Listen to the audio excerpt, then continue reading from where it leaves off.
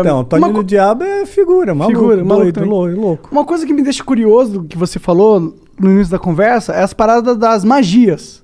Uhum. E como foi essas suas experiências com magias dentro do satanismo? Que isso é magia curioso. que você tentou e deu certo? Tem...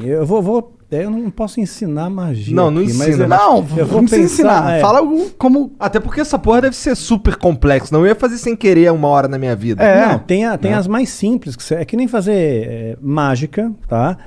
Mágica e magia, né? No começo você aprende a fazer um truque simples, de repente você está fazendo a pessoa levitar. Matar né? mesmo, os outros levitam. Eu duvido. Não levita. Tá. No truque, no ilusionismo. truque, tá. No ilusionismo, entendi. fazendo uma analogia Tá bom, aqui. tá bom. Então, no começo você aprende um troço truque de besta. carta, uma Aham. coisa de carta. Aí de repente você está fazendo alguém levitar. Entendi. Né? Então você Tipo, cresceu não dá ali, pra tu você ficar invisível. Não dá pra ficar invisível. Mas tem alguma coisa sobrenatural realmente que você chegou a testemunhar? Ou algum ritual ou magia que promete algo que dizem que funciona, algo assim? Sim.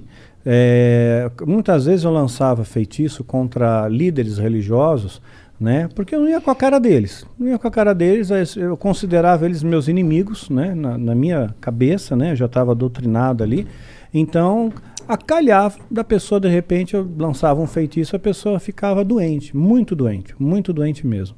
Né? E a Bíblia diz que tem doenças que são causadas pelo diabo. Né? Então Jesus às vezes ele expulsava um demônio de uma pessoa, né? E aquele demônio estava causando uma doença naquela pessoa. Só que nem toda doença é do diabo, obviamente. Né? Então, se fosse assim, né? Para que medicina? Você vai para a igreja, todo mundo e pronto, resolveu o problema, está curado, né? Então nem toda, e também nem sempre Deus cura. Né? Então, às vezes a pessoa tem uma doença, ela acha que é do diabo, pôs na cabeça dela que é do diabo e que ela tem que fazer, sei lá, uma libertação, uma quebra de vinho, quebra de maldição hereditária, aquela coisa toda. E não é uma doença natural e Deus não vai curar ela. Não vai, por mais fé que ela tenha, Deus não vai curar. Tem alguns caras na Bíblia mesmo que morreram de doença, né? Aquele cara... Eliseu, quem mais? Morreu da doença que ele tinha. Eliseu, ele recebeu a porção dobrada de Elias, que era o profeta, que era o cara, que era o top das galáxias, né? Que fez o sol parar. Né, pois é. Então... Caralho, tá manjando, hein? Sua mãe contou muitas coisas. Pois é. Então, você vê quanta coisa que tem. Eu espero então, que tenha sido Elias mesmo, não tenha falado merda. Então, Eliseu morreu da doença que ele tinha. O próprio Timóteo, Paulo escreve para Timóteo, olha, mistura um pouco de vinho na água aí, porque a água era muito alcalina, né, por causa do teu estômago e das tuas múltiplas enfermidades. Então ele era um menino podre, ele tinha um monte de doença, né, e não foi curado. Um lenço de Paulo curava o enfermo, mas Paulo não pôde curar Timóteo, que ele considerava um filho, né. A Bíblia também fala de Trófimo, né, Paulo também fala, olha, deixei Trófimo doente lá em Mileto. Quer dizer, não curou Trófimo. Quer dizer, o cara já tem o nome de Trófimo. Imagina o bullying na escola. Né? E ainda continuou doente. Não adiantou Se fosse nada. a Trófimo, o cara ia ser o magrinho da galera. De atrofia. Desculpa. Tentei. Só vamos lá, Daniel. Só continua aí falando. Desculpa aí. Foi mal, cancela o Monark. Baixo assinado, tira o Monark. Doenças causava doença, às vezes causava um acidente, poderia ser uma coincidência. Mas não tem nenhuma, claro, é exatamente esse o ponto. Não Poderia tem nada ser, aqui assim que, tipo, mas é que realiza magia e acontecia... você vê sobrenaturalidade instantânea na sua frente e olhos nus. Bom, olhos nus eu vi a presença de um demônio se materializando na minha frente, e eu estava sóbrio. Né? Duvido. Como é que é um demônio? Pois é, a ideia que nós temos de demônio, né, é chifre, escamas, né, rabinho, rabo, fogo, né, saindo pelos orifícios, né, o diabo todo vermelhão, né, saindo da sauna, assim. Que erótico. Pois é, né? Então, mas não, né, é um ser que parece, que aparecia para mim, o Abraxas, que apareceu para mim algumas vezes, ele tinha um formato semelhante, tá? Semelhante. Não consigo descrever isso aí em poucas palavras. Você tem filho, você deve ter assistido Como Treinar o Seu Dragão. Sabe o Banguela? Então, mais ou menos parecido com o Banguela. Parecido com o Banguela. Mas tinha um olhar assim, né? O olhar que pegava era um olhar muito profundo, era como se não tivesse olhos, era como se fosse um buraco. né? Fosse um buraco que te hipnotizava aquilo ali, né? Porra, e você sentia um cagaço quando tu viu pela primeira vez, não? Não, eu fiquei orgulhoso, porque ele atendeu meu pedido, né? Porque eu invoquei, eu cara, fiz a invocação. Chamou o cara, meu? Né? Eu fiz a invocação, né? E ele veio. Então, quer dizer, eu me senti muito orgulhoso, Dá muito pra tu fazer a prestigiado. invocação e ele não vir? Porque ele não tá afim? Poderia acontecer. Como que é uma invocação de um demônio? Não precisa dar detalhe, mas tipo... É complexa. Tem bastante detalhe. Detalhe. E muitos materiais, Muitos materiais. Materiais raros? Alguns raros. Entendi. Alguns raros. Não sei. Então é um ritualzinho de pelo menos aí umas 3 horas, 4 horas. De ritual rolando, não é de preparação. Não, de ritual rolando pra ter invocação em si. Entendi, caralho. E aí ele se materializa, tipo, ele só aparece? Ele falou alguma coisa com você? Tipo, dá pra encostar nele? Dá pra encostar, são criaturas frias, geladas. Frio, completamente frio. E o que ele falava? Mas você vê, anjo se materializou na Bíblia. Anjo se materializou. Comeu, né? Anjos comeram na Bíblia, então estavam bem materializados. Né? Então, se demônios são anjos caídos, eles também podem se materializar, só que em circunstâncias ritualísticas. Por exemplo, um demônio não pode se materializar aqui. Né? Um anjo poderia, Deus poderia permitir que um anjo viesse aqui, mas um demônio não.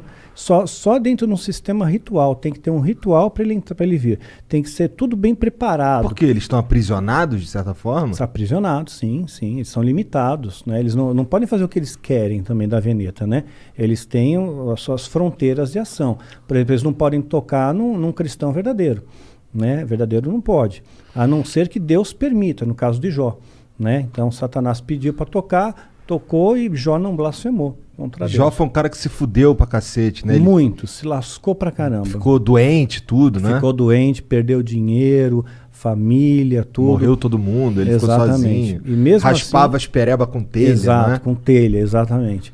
E no final Deus recompensa ele, né? E ele, no final, Jó chega a dizer, antes eu conhecia Deus de ouvir falar, agora eu vejo com os meus olhos, né? Então, amaldiçoa teu Deus e morre. Exato, isso mesmo. Os amigos de Jó, né, que vinham lá, largavam o pau então, em cima dele. Então, às vezes Deus permite que essas coisas aconteçam. Então, teve gente que já falou para mim, falou, Daniel, perdeu teu filho, perdeu tua esposa, isso aí foi rechaçado pelo satanismo. Eu não vejo dessa maneira. Rechaçado em que sentido? O satanismo está me atacando com feitiço, com magia e causou esses efeitos, né? Mas eu não vejo assim. Não? Não, de forma alguma. Eu vejo assim como coisas que Deus permite, que as pessoas morrem no mundo. Né? Isso acontece, né? Então as pessoas têm depressão, né? Então aconteceu, eu vejo como uma fatalidade. E mesmo se fosse, no caso como Jó, né? Vamos supor que o demônio tivesse pedido permissão para Deus, olha, deixa eu tocar lá no Daniel, né? Porque vamos ver se realmente ele segura a onda, vamos ver se ele é cristão de verdade, vamos ver se ele não vai se rebelar contra Deus, né? Depois se eu tirar dele o que ele tem de mais precioso, né? Que era o meu filho, né? Principalmente, né? Então, tirou. Aí eu nunca me rebelei, nunca questionei a Deus, nunca briguei com Deus, né? Eu sempre costumo fazer a oração que Jesus nos ensinou como modelo do Pai Nosso, né? E dentro dessa oração está escrito, olha, Pai, seja feita a tua vontade, assim na terra como no céu. Né? E essa é a minha oração, seja feita a sua vontade, não é a minha, é a tua. Se a tua vontade é essa, que a minha esposa partisse naquele dia, no dia 30 de maio, pronto, é 30 de maio, é o dia que Deus escolheu. Né? Então eu descanso nele, ok? E tudo tem que ter um propósito, porque eu escapei da morte 2 vezes. Né? Então por 2 vezes escapei da morte. Então, olha, eu diria que 3, se contar da vez que reagiu a arma lá do cara. Se contar nessa 3, porque ali 2 vezes, né? Então, assim que eu vi a morte de perto, né? Você sente o cheiro da morte de perto, né? E então, quer dizer, se eu não fui, é porque tem algum propósito aqui ainda, tem alguma coisa ainda para fazer aqui.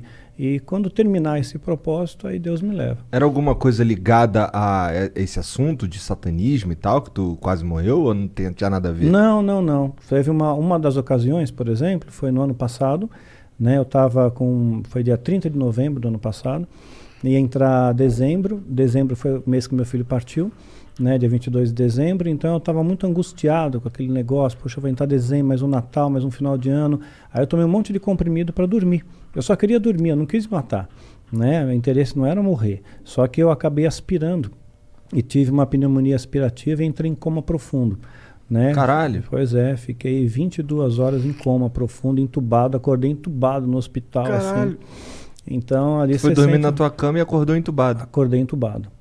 Né? E é muito horrível, meu, você acordar com um tubo na boca. Deve ser, cara. Deve ser inde- assustador em primeiro é lugar. indescritível, indescritível. É, porque até o momento eu acho que você tava só dormindo.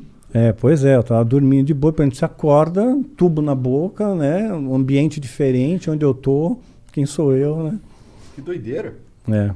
Mas, tá. Pra que tu chamou o Abraxas, cara?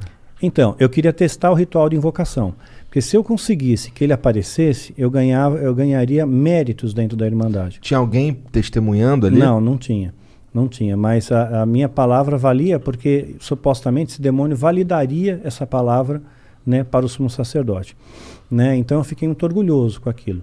Então a primeira coisa que eu perguntei para ele, né, eu toquei, para ver se era real, né, gelado, frio, né, e me olhava fixamente nos olhos, né, mas eu não conseguia olhar por muito tempo, né. Ele era da tua altura? Não, estava mais alto que eu, mas estava como se estivesse ajoelhado, sabe? Tá. Né? Como se estivesse ajoelhado, não, ajoelhado, sentado sobre os joelhos. Tá.